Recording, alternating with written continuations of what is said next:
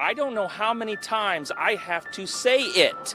We are not your children's keepers. You are. And parents and guardians have got to step up. A kid is dead tonight. The police department all night long went from place to place to place. And I gotta be honest, I'm tired of it. There is no reason a young person should have a firearm, period. Let's go. Grace and peace, everybody. You saw the thumbnail, you saw the titles. You know what we're going to be talking about? We're going to be talking about another senseless mass shooting in Indianapolis this time. And you can hear it in the montage. You can hear it in the voices of the first responders as well as council people, how frustrated they are becoming with this trend. And I'm going to put the majority of the blame.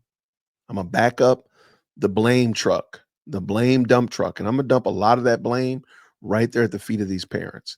Why in the world do you not know where your children are? In this day and age,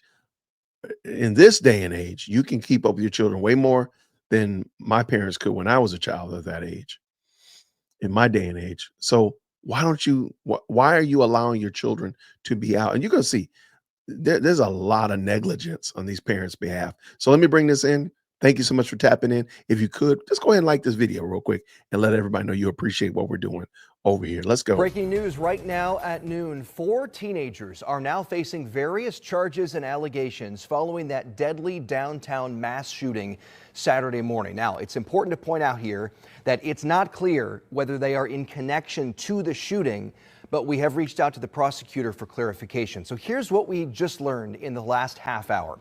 The Marion County prosecutor tells us 17-year-old Vincent Lanking is facing charges as an adult. He's accused of dangerous possession of a firearm, resisting law enforcement, and obstruction of justice.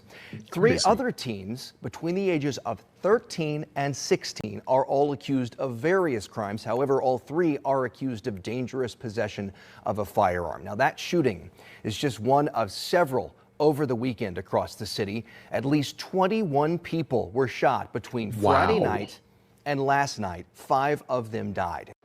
I don't know how many times I have to say it. We are not your children's keepers. You are.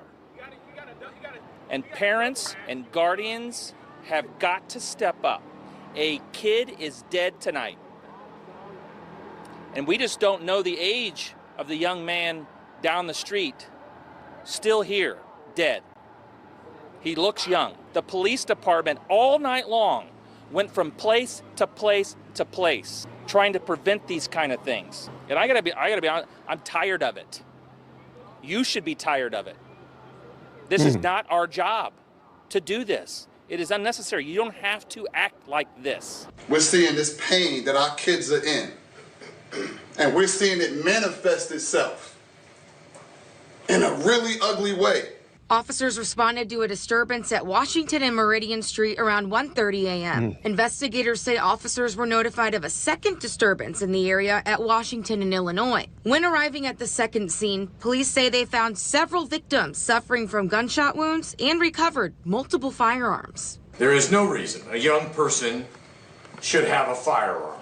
Why do we have to say that? Period. I stand here today angry and heartbroken, frustrated, because too many lives are being lost. Today, Mayor Hogsett, Police Chief Bailey, and many other community leaders addressed the violence downtown. What I saw downtown, what I've seen downtown over the last few weeks is absolutely ridiculous. We move the needle before the kids come downtown. That's what has to happen. You have to want to go into the communities, the schools that you might feel uncomfortable in. It doesn't start downtown. If you're coming downtown to engage in this kind of lawlessness, you are not welcome. Stay home or go home. One common denominator between my young male clients is a lack of a positive male role model. Brad Banks is a criminal defense attorney. He was a prosecutor for years. He says boys need a positive role model. Many of them, never met their father, or their father is an addict, or their father's in prison, and the only example they have had is the one they're now living. I also think it's let's let that settle in. I'm gonna run that back a little bit. because we're not in a society that embraces this truth that this man just said. So let me bring that back. Let's play that one more time. Stay home or go home. One common denominator between my young male clients is a lack of a positive male role model. Brad Banks is a criminal defense attorney. He was a prosecutor for years. He says boys need a positive role model. Many of them, never met their father, or their father is an addict, or their father's in prison, and the only example they have had is the one they're now living. But also think it's a... That gentleman is saying something that a lot of people don't like, and you're going to be upset about it. So go ahead and get over it. Go ahead and email management. Men matter. Fathers in the household matter. Stop with the broken family structure. This is the outcropping of a broken family structure. A man and a woman married, pair bonded, having and raising children in the same household. That's the family structure. Now, I'm not mad that there are other instances and other things that have come up, but we've normalized a broken family structure. And now we're trying to fix this issue without addressing the root problem, which is the broken family structure. There you go. DearWokeC@gmail.com. A community conversation. The grandparents, the aunts, the uncles, the dads, they need help. They need support. They need support from the community. They need support from the ecosystem of community providers that are charged with not only working with, but nurturing and cultivating our young people. And I think we have to look past just working with the young person, but we also need to focus on working with the family. You do not positively impact a young person for a long period of time without making sure that you engage the family. Obviously, the issue of unruly teenagers is not a new issue. This is something that we have seen before. This is also something that other cities have seen too. So we checked out some other cities for context. Cleveland, ages 16 and 17, when you're talking about curfew times, they have to be in the house by midnight. We also looked at curfew times for the city of Memphis, a little bit smaller than Indianapolis. That means Fridays and Saturdays, 16 and under, they have to be in the house by 11 p.m. And then 17-year-olds, they have to be in the house by midnight. Then we looked at a larger city, Chicago. They had some of the strictest times. Chicago, everyone 17 and under in the house at 10 p.m., okay? That is for 7 days a week. So it doesn't fluctuate by the day there. Every single day, 10 p.m. I don't think Chicago sticks by that. I don't think they stick to that. I mean, that's aggressive, and I would love for that to be true, but I don't think they stick to that. And I think it's partly because the mayor has hamstrung the police from being able to properly police that, but I digress. Let's go. What's interesting in Chicago is that the city council just approved a measure that would be called a snap curfew. That means the police department can come in and declare a specific area under curfew in 30 minutes. That means everyone in that area who's underage would have to be in the home. That measure, though approved by the city council, was actually vetoed by the mayor. They would take that up again at the next city council meeting, which would be in July.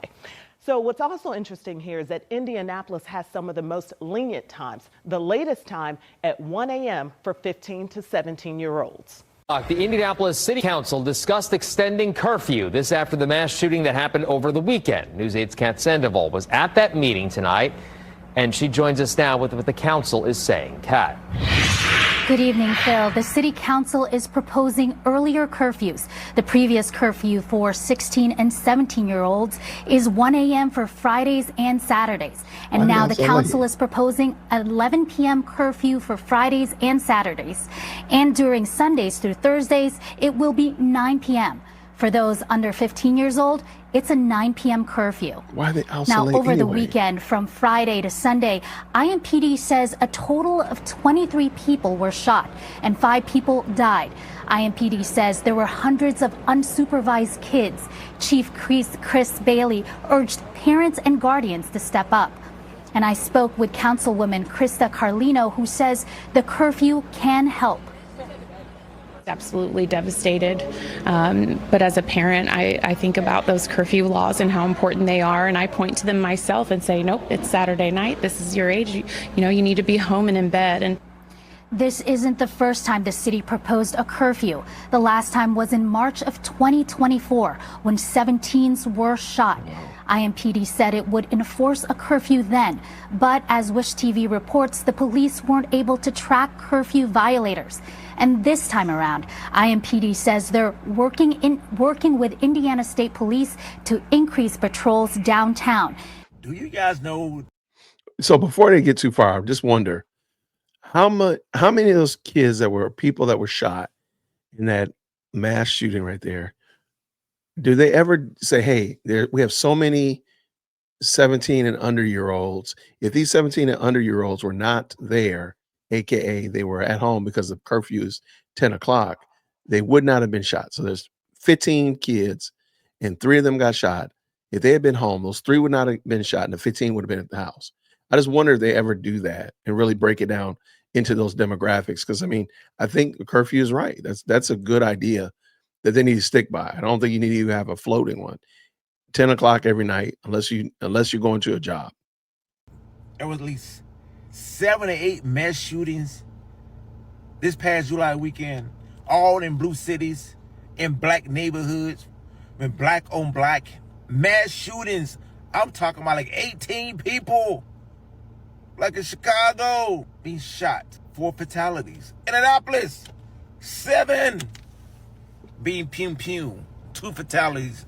Youngins, 14 and 15.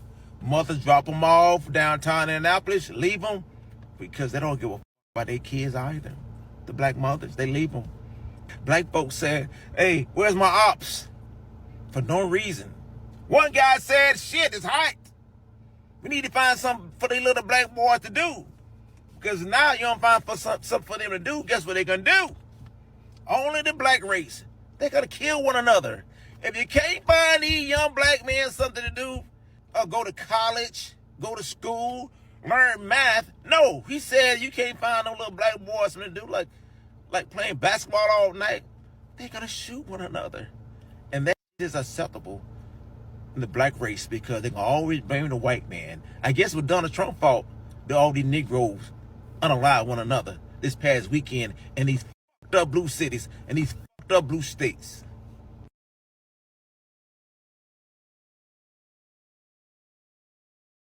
Shout out to that brother right there. Let's just tell the truth. It really truly has nothing to do with politics. It really truly has nothing to do with who's in the White House. It has everything to do with who's in your house. Why are the parents not keeping up with their children? Is the question, the serious question that needs to be answered. Why are you okay with your children just running around willy-nilly with no directional guidance and such of that nature? Why are you okay with that? I don't understand. But let me know what you think down in the comments below. I appreciate you. Thank you so much for rocking with us. Thank you so much for liking the video and sharing and commenting down below. I really do appreciate it. And thank you, of course, to everybody who's subscribed to the channel. You're helping us hit our goal of 50,000. I'm looking forward to celebrating with you all real soon. So until next time, everybody, grace.